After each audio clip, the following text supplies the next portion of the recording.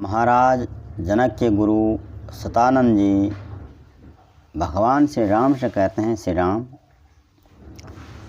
वशिष्ठ जी के ब्रह्म बल से पराजित होकर के विश्वामित्र अपनी पराजय की याद करके मन ही मन संतप्त होने लगे। महात्मा वशिष्ठ के साथ बैर बांधकर महातपस्वी विश्वामित्र बारंबार लंबी सांस खींचते हुए अपनी रानी के साथ दक्षिण दिशा में जाकर अत्यंत उत्कृष्ट एवं भयंकर तपस्या करने लगे। वहाँ मन और इंद्रियों को वश में करके वे फल मूल का आहार करते तथा उत्तम तपस्या में लगे रहते थे।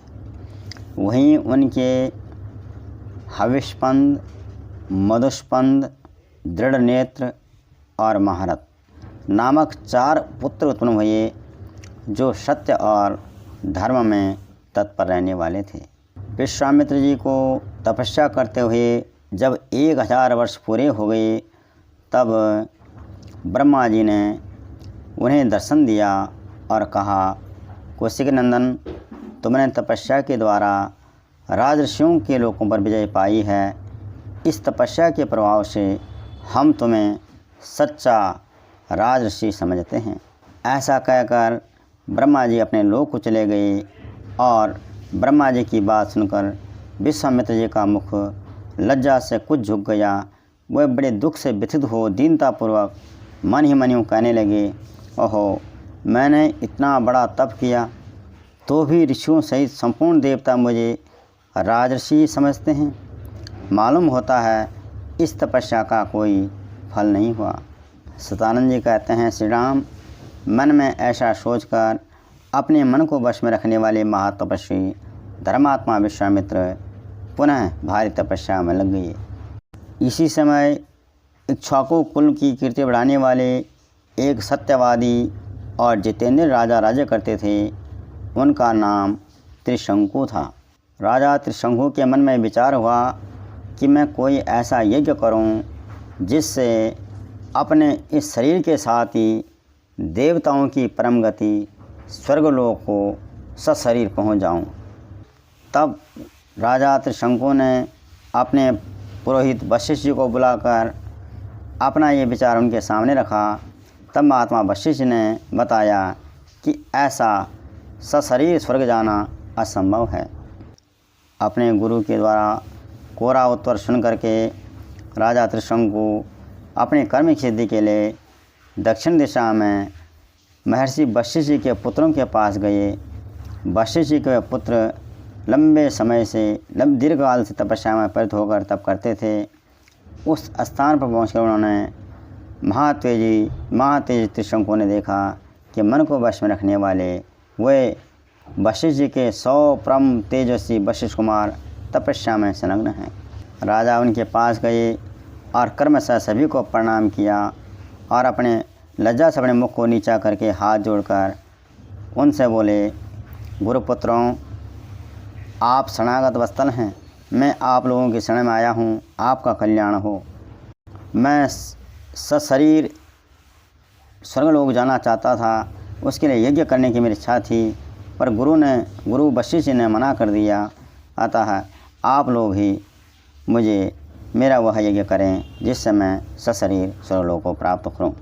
राजा त्रिशंकु का यह वचन सुनकर वशिष्ठ मुनि के वे 100 पुत्र कुपित होकर उनसे इस प्रकार बोले, दुर्बुद्धि, तुम्हारे सत्यवादी गुरु ने जब तुम्हें मना कर दिया है, तब तुमने उनका उल्लंघन करके दूसरों की शरण में क्यों जाते हो? दूसरों का आश्रय क्यों लिया? कैसे लिया? समस्त इक्ष्वाकु वंशी सत्यों के लिए पुरोहित वशिष्ठ जी ही परम गति हैं। उन सत्यवादी महात्मा की बात को कोई अन्यथा नहीं कर सकता। जिस कर्म को भगवान वशिष्ठ ने असंभव बताया है, उससे दूसरा कोई कैसे कर सकता है? नरश्रेष्ठ, तुम नादान हो, अपने नगर को लौट जाओ। भगवान वशिष्ठ तीनों लोगों का यज्ञ कराने में समर्थ हैं, हम लोग उनका अपमान नहीं कर सकते। गुरुपुत्रों की यह बात सुनकर राजा ने कहा, तपोधनों, भगवान वशिष्ठ ने तो मुझे ठुकरा ही दिया और आप भी मेरी बात नहीं मान रहे हैं।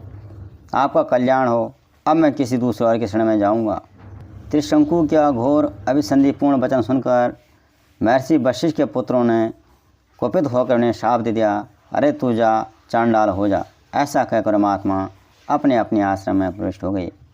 गुरुपुत्रों के श्राप से रात होते होते राजा त्रिशंकु चंडाल हो गए।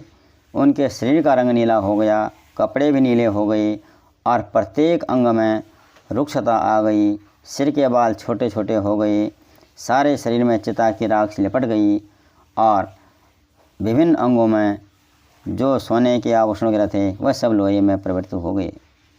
सतानंद जी कहते हैं, श्री राम अपने राजा को चांडाल के रूप में देकर सब मंत्री और पूर्ववासी जो उनके साथ आए थे उन्हें छोड़कर भाग गए। रघुनंदन वे धीर स्वभाव नरेश दिन रात चिंता की आग में जलने लगे और अकेले ही तपोधन विश्वामित्र की शरण में गए। श्री राम जब राजा त्रिशंकु विश्वामित्र जी की शरण में गया तो विश्वामित्र जी ने देखा कि हो ये तो त्रिशंकु है, इसका जीवन तो निष्फल हो गया। चांडाल के रूप में राजा को देख करके महातेजस्वी परम धर्मात्मा मुनि के हृदय में करुणा भर आई और राजा इस प्रकार बोले, राजकुमार तुम्हारा भला हो, यहाँ किस काम से आना हुआ? जान पड़ता है तुम साप से चांडाल भाव को प्राप्त हुए हो।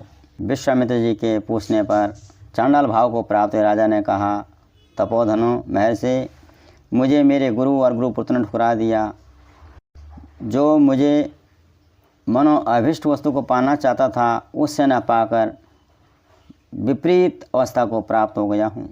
मुनीश्वर मैं चाहता था कि इसी शरीर से स्वर्ग को जाऊँ, परंतु यह इच्छा पूर्ण हो सकी।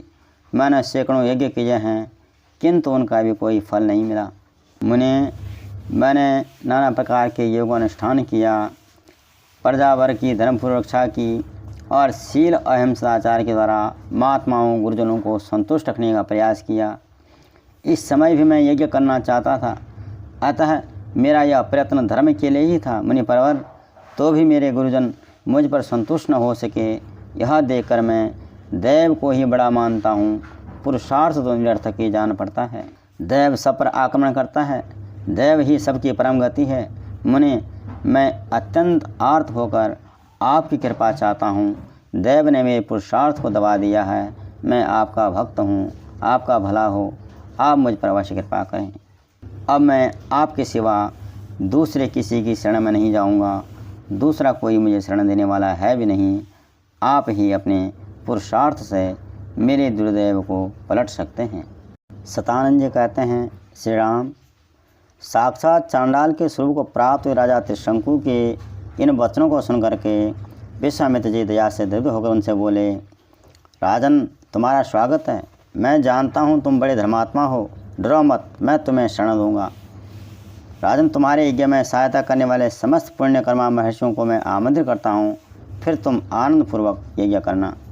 गुरु के शाप से जो तुम्हें यह नवीन रूप प्राप्त हुआ है, इसके साथ ही तुम सदैह स्वर्गलोक को जाओगे। तुम जो शरणागत वत्सल विश्वामित्र के शरण में आ गए हो, इससे मैं यह समझता हूँ कि स्वर्गलोक तुम्हारे हाथ में आ गया है। ऐसा कहकर महातेजी विश्वामित्र ने अपने पुत्रों को यज्ञ की सामग्री जुटाने की आज्ञा दी।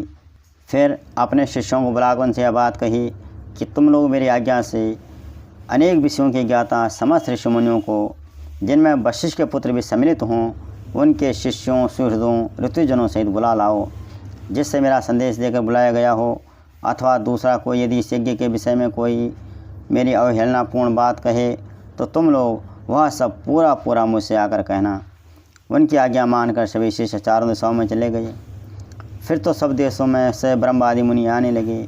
विश्वामित्र के शिष्य उन प्रज्वल तेज वाले ब्रह्म ऋषि के पास सबसे पहले लौट आए और समस्त ब्रह्मवादियों ने जो बातें कही थी उन्हें सब ने विश्वामित्र जी से कह सुनाया। विश्वामित्र जी के शिष्य सभी आए और अपने गुरु से बोले, गुरुदेव आपका आदेश सुनकर संपूर्ण देशों से रहने वाले सभी ब्राह्मण आ रहे हैं।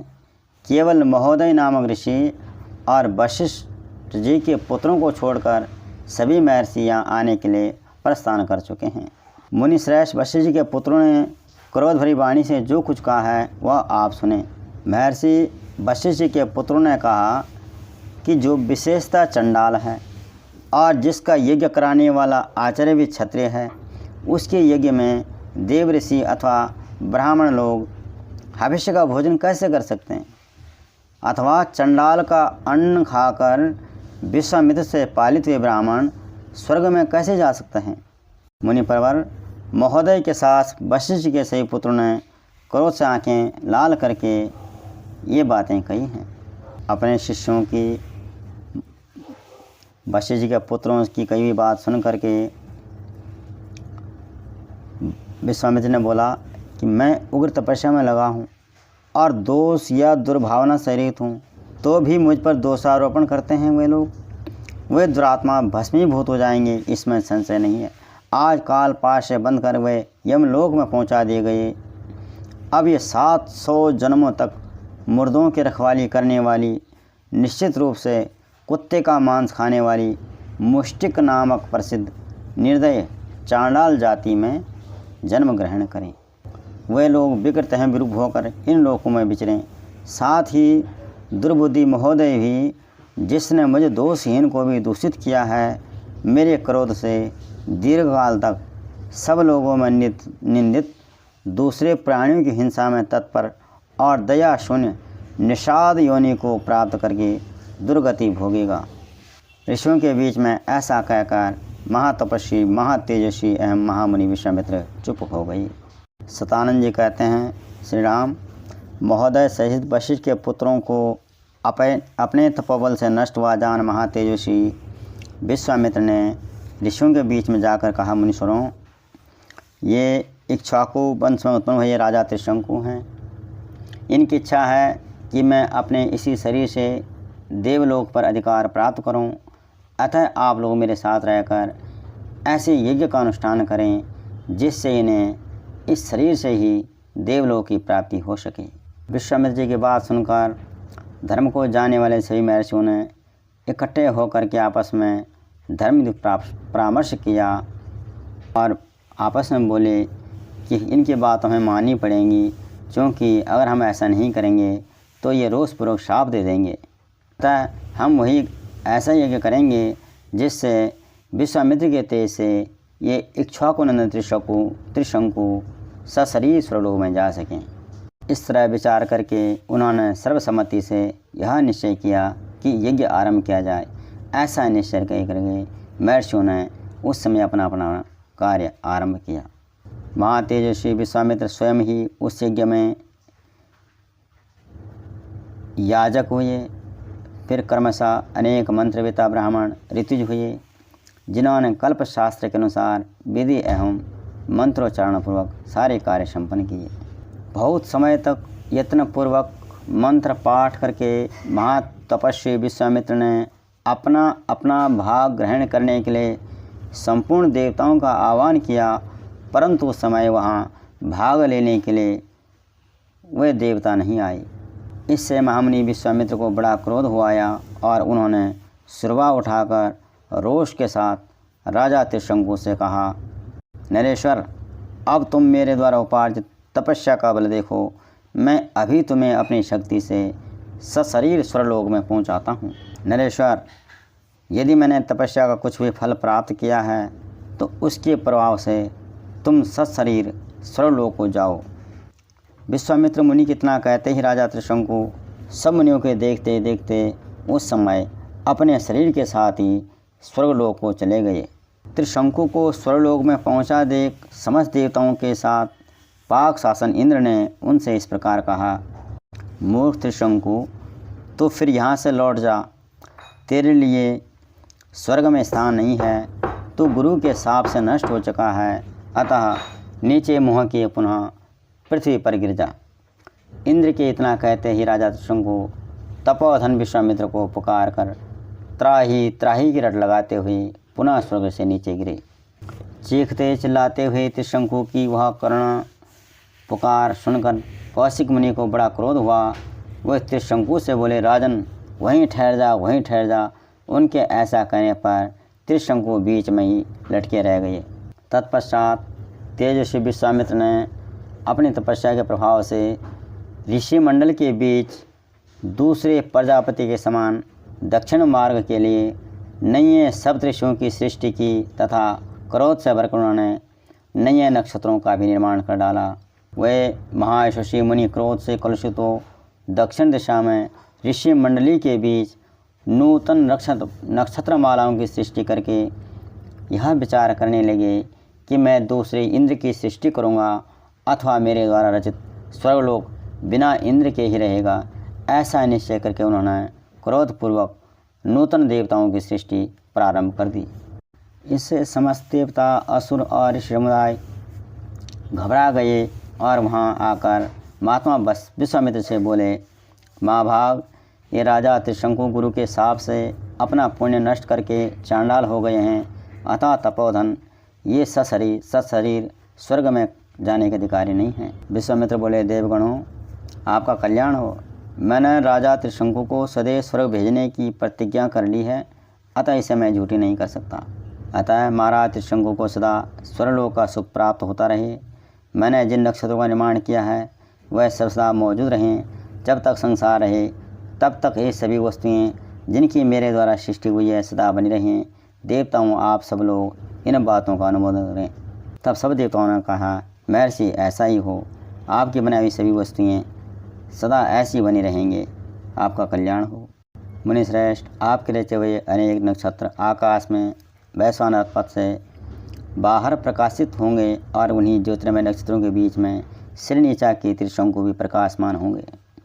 वहाँ उनकी स्थिति देवताओं के समान रहेगी और ये सभी नक्षत्र हम इन कृतार्थ एवं यशस्वी निर्विशेष स्वर्गीय पुरुष की भांति अनुसरण करते रहेंगे। इसके बाद संपूर्ण देवताओं ने ऋषियों के बीच में ही महातेज माता विश्वामित्र की स्तुति की।